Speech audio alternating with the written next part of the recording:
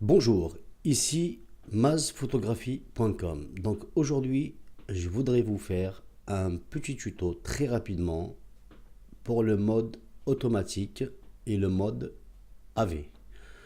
Donc le mode AV, c'est pour Canon, le mode A, c'est pour Nikon. Donc mes amis, aujourd'hui, je vous parle pour sortir de mode automatique, car quand on achète un réflexe numérique, c'est pas pour s'en servir avec le mode auto, car ça ne servira à rien et pas à grand chose. Il vaut mieux d'acheter un petit bridge. Vous ferez autant de belles photos en mode automatique. Alors mes amis, pourquoi je vous dis de passer du mode automatique au mode AV? Donc le mode automatique, si vous voulez, c'est un réflexe. Vu que c'est des réflexes qui coûtent très cher, je pense que vous achetez cet appareil là pour faire quelque chose de bon. Donc aujourd'hui, il vaut mieux de s'en servir autant que réflexe, mais pas autant que petit bridge ou un petit appareil qui coûte pas loin de 100 euros.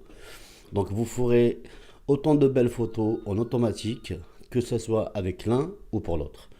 Donc aujourd'hui, je voudrais vous en parler du mode automatique pour sortir de mode automatique à le mode AV. Donc la différence qu'il y a entre les deux, donc le mode automatique, c'est le boîtier, c'est votre boîtier qui gère tout.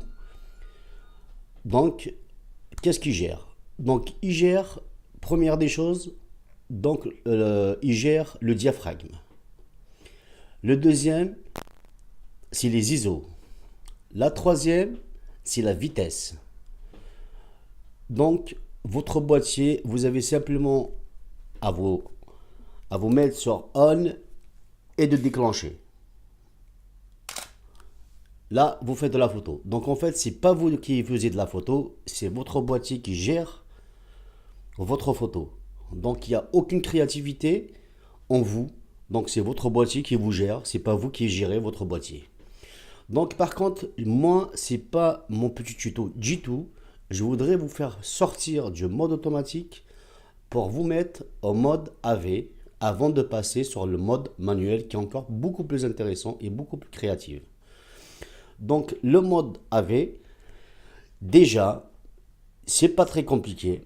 Donc déjà, vous aurez pas la vitesse à changer parce que la vitesse qui est le plus difficile à faire, ça veut dire qu'il doit avoir une connaissance dans l'esprit. Au bout d'un moment, ça rentre dans votre tête que la vitesse, quand vous savez gérer la vitesse, c'est la vitesse qui fait pratiquement le tout changement de photo. Donc les styles de photo, c'est la vitesse. Soit vous avez une vitesse très basse, soit vous avez une vitesse très haute pour figer. Donc voilà. Donc en mode AV, vous vous mettez en mode AV. Donc je ne sais pas si vous voyez. Là je me suis mis sur mon mode AV. D'accord. Vous vous mettez sur votre mode AV. Vous avez droit, déjà, ce qui est bien, à changer votre diaphragme avec la molette de devant. Ou alors, si vous avez des petits appareils photoréflexes entrée de gamme, vous devrez l'avoir normalement à l'avant. Donc c'est pour changer le diaphragme, donc de passer, ça dépend de votre optique. Voilà, je ne sais pas si vous voyez, hein. Donc vous passez de 2,8 à 3,5, 4,5, 5,6. Donc là c'est le diaphragme. Déjà vous pouvez changer votre diaphragme, c'est déjà ça. Et en plus, ce qui est bien, c'est que vous avez encore la main sur les ISO. Donc les ISO, ce qui est beaucoup plus intéressant aussi, ce qui fait un triangle d'exposition. Ça veut dire il y a les ISO, il y a la vitesse, il y a le diaphragme. Donc les ISO, en fait, donc plus les ISO sont bas, ce qui veut dire, ça veut dire, si sur des boîtiers professionnels, vous avez des ISO de 50 jusqu'à, je peux vous dire, bon, il y a des boîtiers du jour d'aujourd'hui qui sortent des ISO 2500, c'est vraiment énorme. Donc moi, c'est pas mon cas là aujourd'hui pour en parler un petit peu de trop des ISO. Simplement pour vous dire, vous expliquer que plus vous montez en ISO, plus vous augmentez votre ISO à 1600, à 2000, je vous donne un détail. Tout dépend de l'appareil photo que vous avez. Voilà. Maintenant, si vous avez un réflexe d'entrée de gamme, comme des anciens, donc si vous arrivez à 800 ISO à la base, vous allez commencer à avoir du bruit dans vos photos. Le bruit, en fait, c'est des petites... euh, vous allez voir, c'est comme du grain, si vous voulez, c'est du grain que vous avez sur vos photos qui ne sont pas nettes. Alors que voilà, donc c'est ça qui fait la différence si vous avez des ISO qui sont très bas, on veut dire 100, 200, 400. Moi, personnellement, je suis avec le ND. Donc même à 1600 ISO le soir, je suis tranquille. Donc après, comme je vous dis, tout dépend de vos appareils photo et de vos réflexes, ce que vous avez. Moi, je vous conseille pour les ISO, maintenant si c'est par un temps qui fait beau à l'extérieur, un temps de soleil, donc vous mettez sur 100 ISO, si votre boîtier vous permet. En Canon, je sais que ça commence à 100 ISO. Je sais que chez Nikon, ça commence à 200 ISO. Donc vous vous mettez à 200 ISO. Et vous n'avez pas de vitesse à régler. La vitesse est gérée par le boîtier. Vous avez simplement le diaphragme. Donc le diaphragme, quand je vous ai expliqué sur mon ancien tuto capsule 1, par rapport à l'ouverture de diaph. Donc soit c'est trop ouvert, soit c'est trop fermé.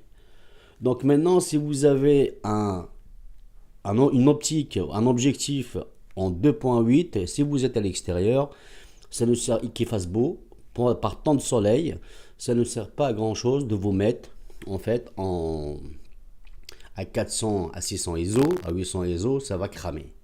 Donc vous allez avoir une photo blanche. Donc vous vous mettez à 100 ISO et comme ça vous allez avoir une qualité d'image très nette. Même si vous l'agrandissez à 1.4, à 1.3, vous aurez quand même la quantité et puis la lumière qui sera dans votre photo, elle sera vraiment très claire. Voilà mes amis, donc c'est très, j'espère avec mon tuto capsule numéro 2, j'espère que ça vous fera évoluer dans votre monde de la photo. Si je vous ai fait ce tuto, croyez-moi, parce que je veux que vous passiez du mode automatique qui pourrit complètement vos réflexes et puis votre créativité aussi, parce que ça vous freine, c'est votre boîtier qui gère tout.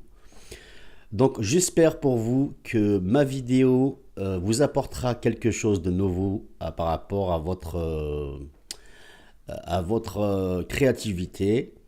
Et puis j'espère d'avoir des bons retours de vous, de commencer vraiment dans le monde de la photo, de la créativité. Mes amis, je vous remercie. Et si vous aimez ma vidéo, donc mettez-moi un petit pouce juste en bas de ma page, que ça soit bon, ça vous plaît ou ça vous plaît pas. C'est un choix. N'hésitez pas de me contacter par mail, vous avez toutes mes adresses. Si vous avez des questions, je répondrai avec plaisir. Et puis mes amis, je vous dis à très bientôt sur la capsule numéro 3. Au revoir les amis.